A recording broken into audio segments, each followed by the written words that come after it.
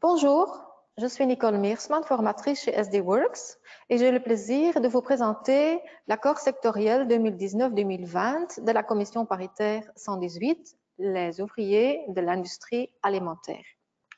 Sur quel thème les partenaires sociaux se sont mis d'accord? C'est d'abord sur le pouvoir d'achat, la fin de carrière, on pense au régime de chômage avec complément d'entreprise, l'équilibre vie privée, vie professionnelle, la formation, la mobilité et finalement encore quelques points divers.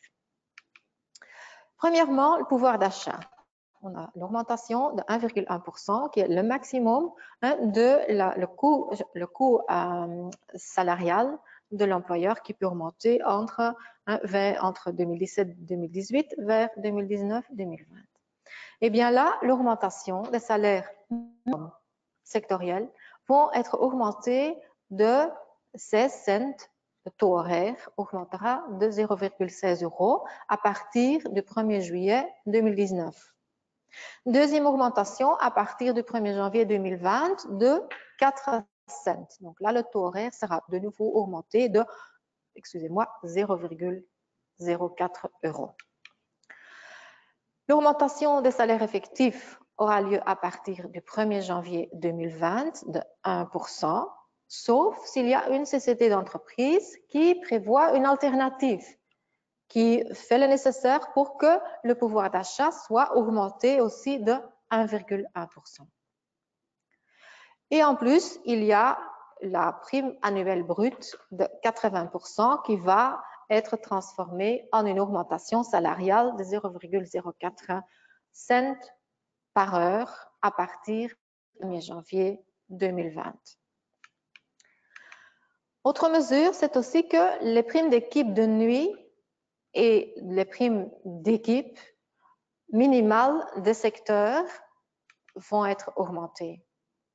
Et les partenaires sociaux se sont mis d'accord que dans le secteur, il n'y aura pas lieu d'utiliser les salaires starters, donc les salaires réduits suivant l'âge des travailleurs. Entre 18 et 21 ans, les salaires starters, dans la commission paritaire ici, on ne va pas pouvoir utiliser ce statut. Au niveau de la fin de carrière, il y a une prolongation des régimes de chômage avec complément d'entreprise à partir du 1er janvier 2019 au 30 juin 2021.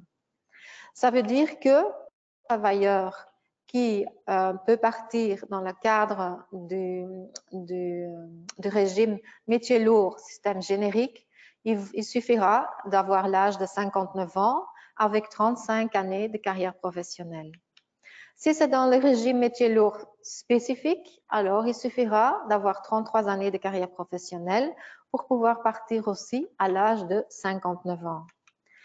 Le travailleur qui a une carrière professionnelle très longue, de 40 années, il pourra aussi partir à l'âge de 59 ans en RCC.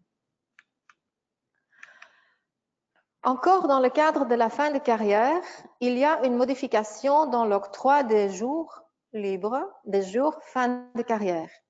Et cette modification, elle entre en vigueur à partir du 1er juillet 2019. Donc, on a modifié l'âge à partir de laquelle les jours fin de carrière est octroyé. À partir maintenant de 55 ans, au lieu de 56, le travailleur aura droit à 3 jours de congé, fin de carrière. À partir de 57 ans, au lieu de 58, il aura déjà droit à 6 jours. À partir de 59, au lieu de 60, il aura droit à 9 jours. Et à partir de 62 ans, il aura encore un jour extra, donc il aura 10 jours. En ce qui concerne l'équilibre vie privée et vie professionnelle, il y a une prolongation là aussi des accords jusqu'au 31 décembre 2020. Ça veut dire qu'il y aura une possibilité de prendre un emploi fin de carrière dans le cadre d'un métier lourd de longue carrière qui donnera une allocation même quand on n'a pas l'âge de 60 ans. Donc, dans ce système, fin de carrière à un 5e temps, le travailleur pourra déjà bénéficier de l'allocation de l'ONEM à partir de 55 ans. Si le travailleur prend son emploi fin de carrière à mi-temps, alors il va devoir attendre l'âge de 57 ans avant de pouvoir bénéficier de l'allocation. Au niveau des formations, il y aura une augmentation des jours de formation en moyenne. Il y aura on passera à 4 jours de formation en moyenne par équivalent temps plein, et ça à partir de janvier 2020. Et ça, passer à 4 jours, ça veut dire qu'il y aura une augmentation de l'initiative de formation d'1 jour.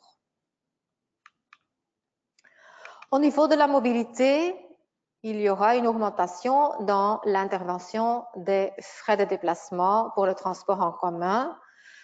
Maintenant, on a une intervention de 75% et ça passera à 80% à partir du 1er janvier 2020.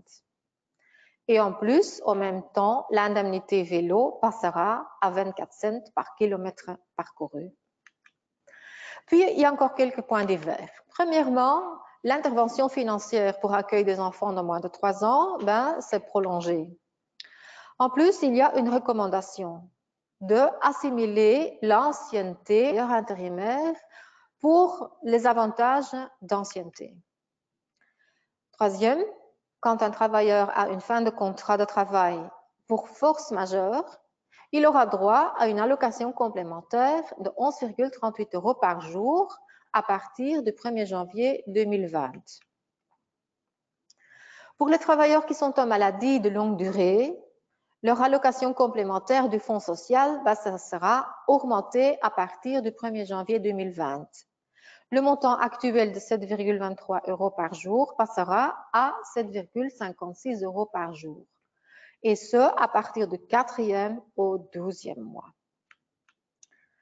Alors, l'estimation coût vestimentaire pour l'employeur, pour la mise à disposition, sera aussi modifiée à partir du 1er janvier 2020 et le montant passera de 3,78 € à 3,96 € par semaine.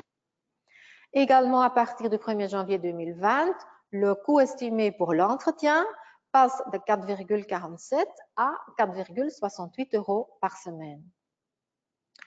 Et en dernier, quand le travailleur est en chômage temporaire, il a droit à une allocation complémentaire. Et à partir du 1er janvier 2020, les montants seront modifiés. Il recevra 8,70 € pour les 5 premiers jours de chômage et à partir de la 6e journée, il recevra 11,96 €. Voilà, c'était les sujets les plus importants de l'accord sectoriel.